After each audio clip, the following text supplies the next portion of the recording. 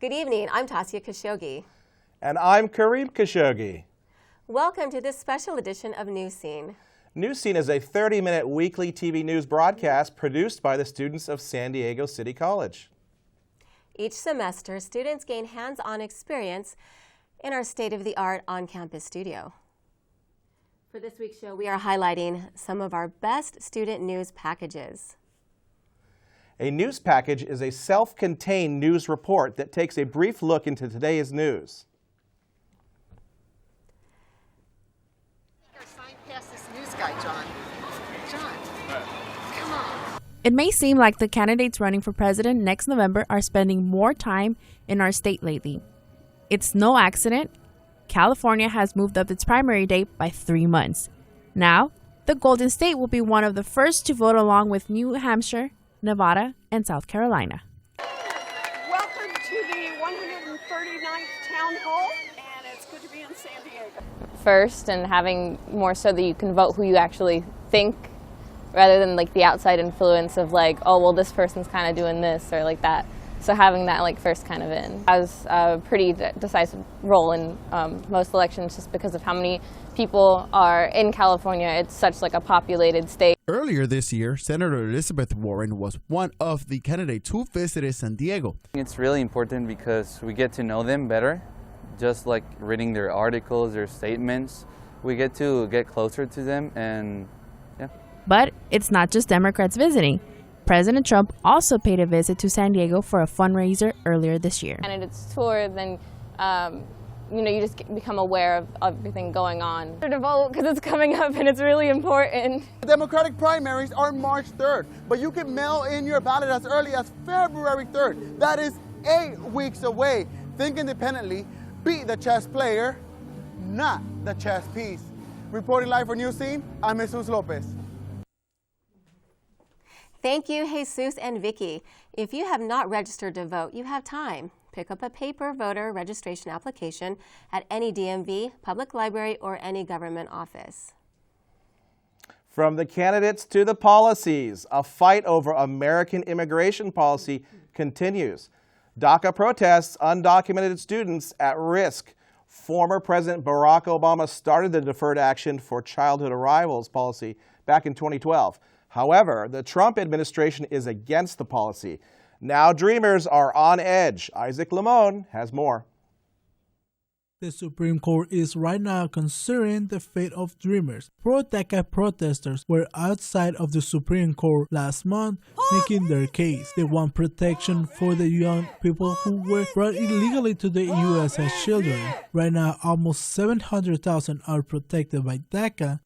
But the current administration wants to end the federal program. DACA students on college campuses across the U.S. are afraid they may be forced to leave the only place they call home. City College DACA recipient Francisco Vargas has been to Washington to meet legislators, and he is concerned. People will lose their driver's license, their work permit, and their work authorization. So you basically do not have a way to continue to work, and you do not have even a driver's license. So people would get affected like right away. President Trump tweeted a false claim that some DACA students are very tough-hardened criminals. Students with criminal background are ineligible for the program. Temporary work permit, it's only renewable every 2 years, and you have to pay about $500 to $600 to be able to renew that every 2 years. Advocates said if the court rules against DACA, it will impact not just recipients, it will also hurt their families and communities. The ruling is expected early 2020. I'm Isaac Limon, reporting for Newscene. Thank you, Isaac. How the Supreme Court rules and what the repercussions of that ruling will be announced in 2020. Women have dominated the soccer field and gymnastics arena. We have a recap of their achievements in sports.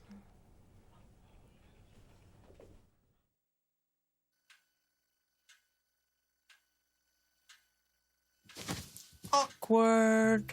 I'm the awkward silence. You try to avoid me, then there I am again. But an awkward silence can be a great thing.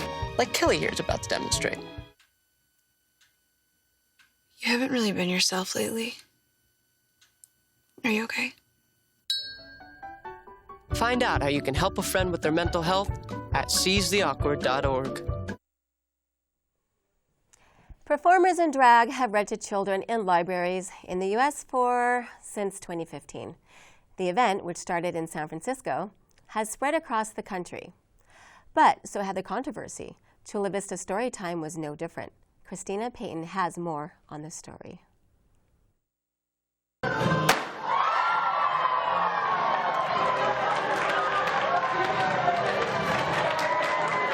Libraries regularly invite guest readers for story time, but a pair of recent guests stirred up controversy.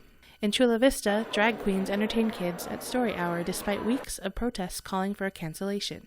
Performers Barbie Q and Raquelita performed for a crowded auditorium of nearly 300 kids and their families during 2 shows. Due to high interest, the event was moved to the larger Civic Center library from Otay Ranch.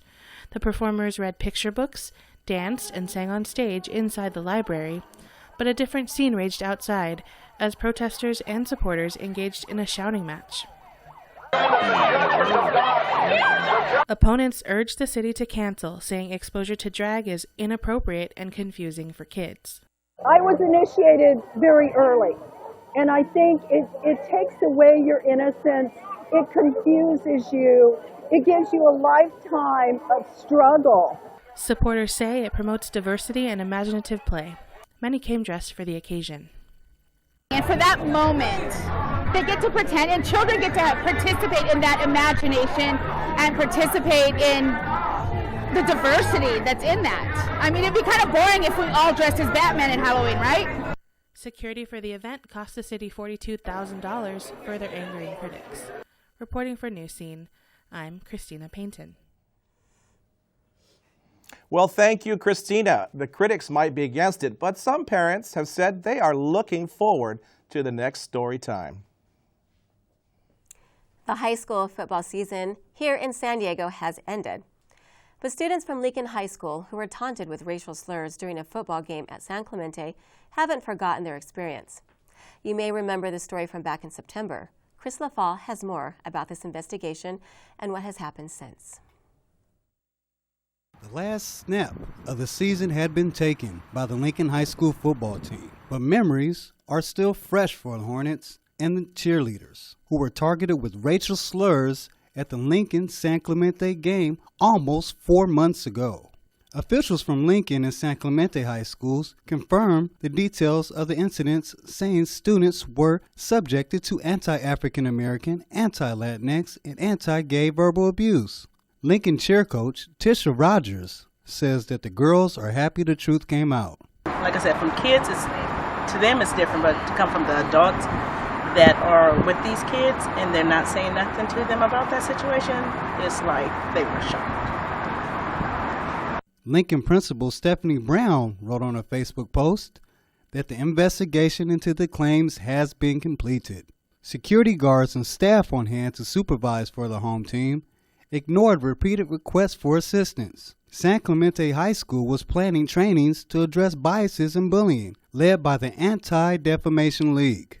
But leaders from the NAACP San Diego chapter say it's critical for members of Lincoln's community to be present when it comes to moving forward. Bringing Lincoln and high school students together with San Clemente students, and I guess having these healing circles, restorative justice, restorative circles, and so on.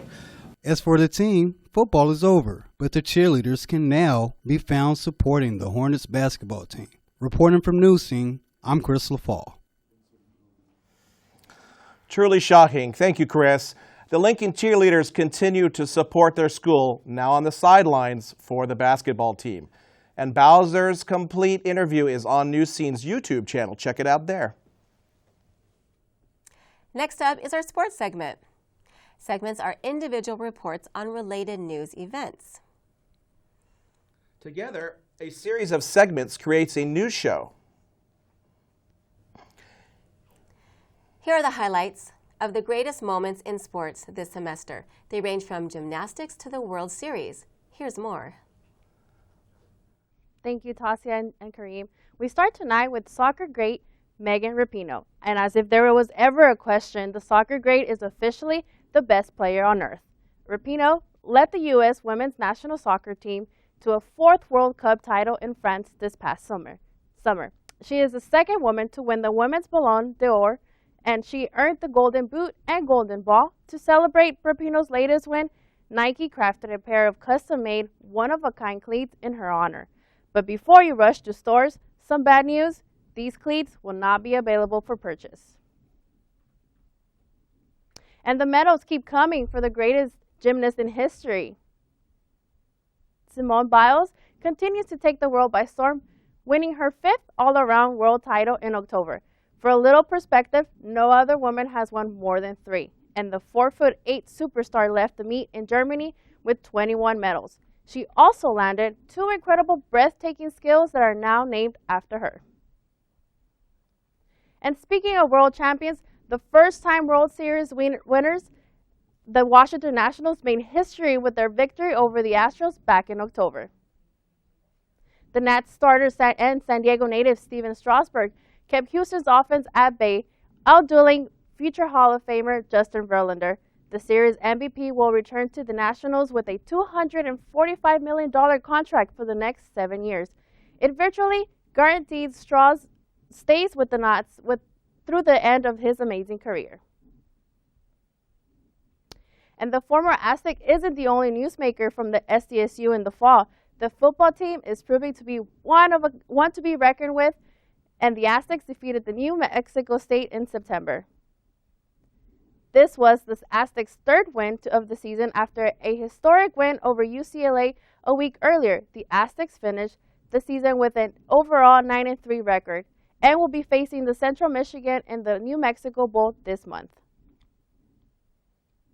And here at City College, we have 2 sports making waves: the women's volleyball and men's basketball teams. Women's volleyball advanced to playoffs for the 4th straight year, but lost in the 2nd round.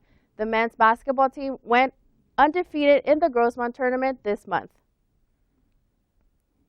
And now to golf. Tiger Woods has solidified his standing as one of the golf's greatest, tying Sam Snead in the PGA Tour wins. A day before Tiger's historic 82nd PGA Tour win, a picture of a young Tiger and Snead surfaced on Twitter. That's all I have for sports. Back to you at the desk. From surprise celeb appearances to what's happening here in San Diego, this year has seen plenty of ups and downs in entertainment. Here we have our story picks of the fall. A Dog's Way Home is the story of the extraordinary lengths a dog will go to in order to get back to their family. Every year, millions of dogs and cats end up in shelters and rescue groups. We found our Bella at a shelter in Tennessee. When you adopt a shelter pet, you discover they're all pure love. Adopt pure love and help a shelter pet find their way home at theshelterpetproject.org. You've probably seen the ads. 2 new streaming services are taking on popular ones like Netflix and Hulu. But can either compete with those services? Joel Garcia takes a look. There are a wide range of streaming options for subscribers today. Hulu, Netflix, and Prime Video are competing with Apple TV Plus and Disney Plus. But is it possible to subscribe to every single one of them? We asked around City College to see which services students subscribe to. I have like Netflix and Hulu, and we just got Disney Plus. Netflix and Amazon Prime. Hulu, Netflix, and Prime are all aimed at wide audiences, with content ranging from serious dramas to children's programming. Apple TV Plus has a limited selection of content similarly aimed at a wide audience. Disney Plus, on the other hand, is specifically aimed at fans of franchises such as Disney, Marvel, Star Wars, National Geographic, and The Simpsons. But both of the newest services have disadvantages. Disney Plus lacks adult and mature content, with those types of films and series on its sister streamer, Hulu. Apple TV Plus has no catalog of classic shows and films to check out like the others. So what if you decide to subscribe to them all? It would cost you approximately $42. But that's not including the cost for internet to stream it all. That can cost up to $100. It may seem daunting to pay that much for all those services, plus the internet. Deals can be found in mall providers or even by buying in bundles. But in the end, it all comes down to three things: cost, content, and most importantly, if you have time to actually watch them all. For Newscene, I'm Joel Garcia. Thanks, Joel. I know Tassi and I are really enjoying the Apple TV Plus service. One upside for the newest services, both Apple TV Plus and Disney Plus cost less than their competitors, which is great news. And now shifting gears from digital to real-life entertainment, Lady Kina took a trip downtown to find out more about one of the oldest Halloween parties in town. San Diego Zombie Crawl started in the spooky Gaslamp Quarter in 2005 and grows bigger each year. Lady has more.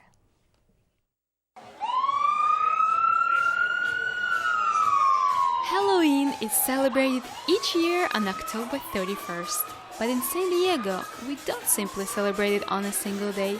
Halloween here is a season. One event that really celebrates it is the Zombie Crawl. Each venue gives you a treat. So, you trick, and we treat you to welcome shots and parties, costume insanity. We have 5 days, October 25th, 26th, 31st, and Day of the Dead on November 1st and 2nd. So each day is a different costume. That is amazing. So you have 5 costumes ready to go. Actually 10, like 5 during the day and 5 at night. This is actually our first time here, so we saw the event page and we're super stoked. We're really excited. Everybody's dressed up and I get to meet vampires, dinosaurs, police. You can see anything tonight, anything and anybody. Well, let's continue. And we just came out, just having a little fun. That's about it. No fun intended. Just came out for a little bit. Now, in its 14th year, Zombie Crawl gives its guests access to 25 top nightclubs and bars in the Gaslamp Quarter. Each year, San Diego Zombie Crawl draws people from all over San Diego and beyond. Tickets are available online and at the door. I'm Lady Kina for Newscene. I like those dinosaurs. Thank you, Liddy. That looks like a lot of fun. I'll definitely keep this event in mind for Halloween in 2020. Halloween or not, plenty of scary movies are making their way into theaters. One recent release had theater chains taking extra safety measures. Here's more. We start tonight with a look at the lead up to the release of the Joker film. 5 families who lost loved ones in the Aurora, Colorado shooting wrote to Warner Brothers ahead of the movie release. Major theater chains banned costumes and masks at screenings. Warner Brothers later responded, saying neither the character nor the movie is an endorsement of gun violence. The movie was later nominated for 4 Golden Globes. Switching gears to a most unusual celebrity sighting. We expect to see big names sitting on the sidelines of pro sports games, but dancing at center court? In late November, the iconic Laker Girls halftime show got a surprise visit from former Patriot Rob Gronkowski, tennis star Venus Williams, and the Late Late Show host James Corden. Venus showed fans she can really get jiggy, while Gronk and Corden gave the audience something to laugh about. Another celebrity that keeps us laughing is comedian Eddie Murphy. The Critics' Choice Awards celebrated a decade of black cinema in early December. Murphy received the Career Achievement Award for Netflix's Dolomite Is My Name and his roles throughout the years. Nia Long, Chiwetel Ejiofor, and Kasi Lemons were also honored for their remarkable work. From the red carpet to the streets of Hollywood, the stars of Frozen and Frozen 2 have unveiled their stars on the Hollywood Walk of Fame. Idina Menzel and Kristen Bell made crowds chuckle with their speeches as they received their stars on the sidewalk near the Pantages Theater. The honor came just days before the release of Frozen 2. And how can we forget San Diego's own actress Faith Herman? This talented and cute 11-year-old was introduced as one of People magazine's 18 actors and singers whose stars are on the rise. Faith plays Annie on hit NBC series This Is Us. She also played Darla Dudley in the superhero movie Shazam. The youngest of 5, Faith was born and raised in San Diego and has been acting since she was 4. We'll continue to keep an eye out for her. And finally, San Diego is home to a long lineup of great movie festivals. One of those is the San Diego Asian Film Festival. This was the 20th anniversary of the festival, produced by the Pacific Arts Movement, a nonprofit dedicated to Asian American media. This year's showcase included a virtual reality film and the first film commissioned by the festival itself. It explored the roots of Asian American neighborhoods throughout the county, and you can look forward to many more films and festivals in 2020. That's all for entertainment. Back to you at the desk. We've had some wild weather conditions this semester. Jesus Lopez will have the top stories after the break.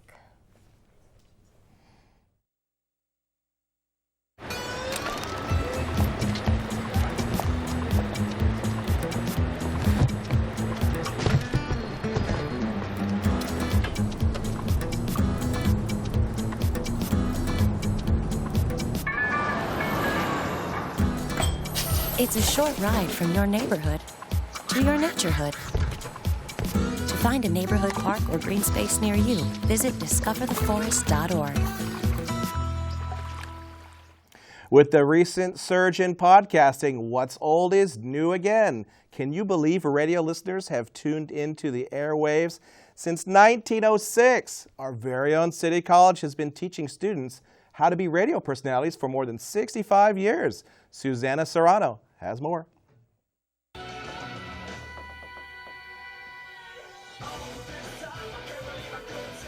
More and more people start their mornings with podcasts on their way to work or satellite radio to get ready for the day. But San Diego City College students have been speaking to audiences on the radio since the 1950s.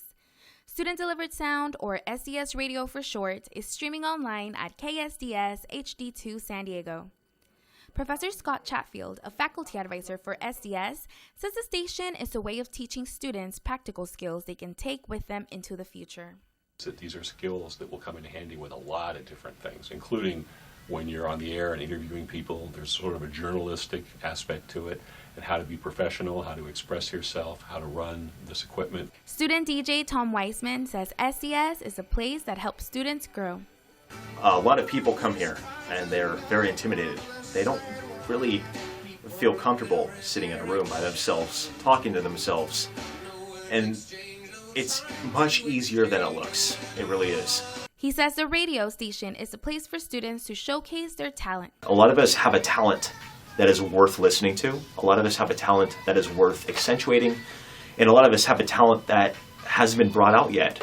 A fresh take on old-fashioned radio continues to be a place for new generations to find their voice. Reporting for Newscene, I'm Susana Serrano. Thanks, Susie.